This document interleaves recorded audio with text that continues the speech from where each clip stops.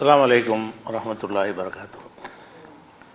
அன்பிற்குரிய சகோதர சகோதரிகளே,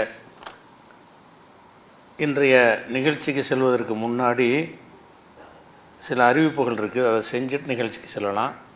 இப்போ ஒற்றைப்படை இரவில் என்ன செய்வாங்கன்னா, அதிகமான மக்கள் கடைசி நேரத்தில் தொழுகிறத விரும்புகிறாங்க. அதாவது சுபுவுக்கு முன்னாடி ஒரு 3 மணி அந்த மாதிரி தொழுகிறத விரும்புகிற காரணத்தினால நம்ம மர்கஸில் தொடர்ச்சியாக அப்படியும் ஒரு தொழுகை நடத்துகிறோம். யார் வழக்கமான நேரத்தில் தொழுகிறாங்களோ அவங்களும் தொழுது கொள்ளலாம். யார் விரும்பி நாங்கள் கடைசி நேரத்தில் தொழுகிறோம் என்று கேட்டுக்கொண்ட அடிப்படையில் 2-3 ஆண்டுகளாகவே அப்போது ஒரு தொழுகையை நம்ம நடத்துகிறோம் இரவு நேரத்தில். அது என்னென்னா 2லேருந்து 3 வரைக்கும் இரவு விரும்பியவர்கள் வழக்கமான நேரத்திலும் கலந்து கொள்ளலாம். நாளையிலேருந்து 2 மணிலேருந்து 3 மணி வரைக்கும் ஒரு இமாம் போட்டு தொழுகை நடத்துகிறோம். அதில் தான் கலந்து கொள்ளணும்னு விரும்பக்கூடியவர்கள் அதுலேயும் கலந்து கொள்ளலாம்.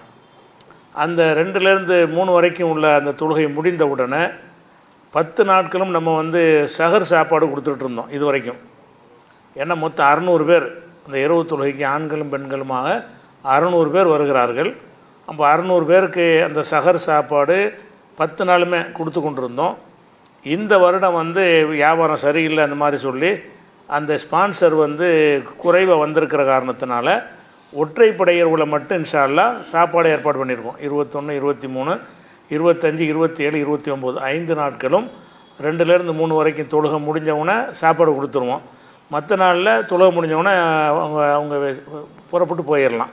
அதுக்கிடையில் இந்த அறிவிப்புக்கு பிறகு யாராவது அதுக்கு ஸ்பான்சர் ஏற்றுக்கொண்டார் 600 பேருக்கு ஏறக்குறைய ஒரு சாப்பாடு 150 ரூபான்னு வச்சா கூட 90,000 ரூபா வரும்.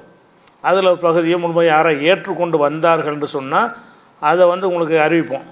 22க்கு இருக்குது, நாளைக்கு கன்ஃபார்மாக இருக்குது.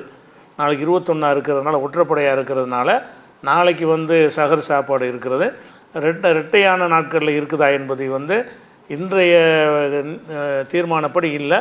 நிதி உதவி கொடுத்தாங்கன்னு சொன்னால் கடைசியில் கூட கொடுத்தாங்கன்னா அதை ஆட் பண்ணிக்கிடுவோம். இது ஒரு விஷயம். அடுத்ததாக இந்த ஃபித்ராங்கிற ஒரு கடமை எல்லாருக்கும் இருக்கிறது.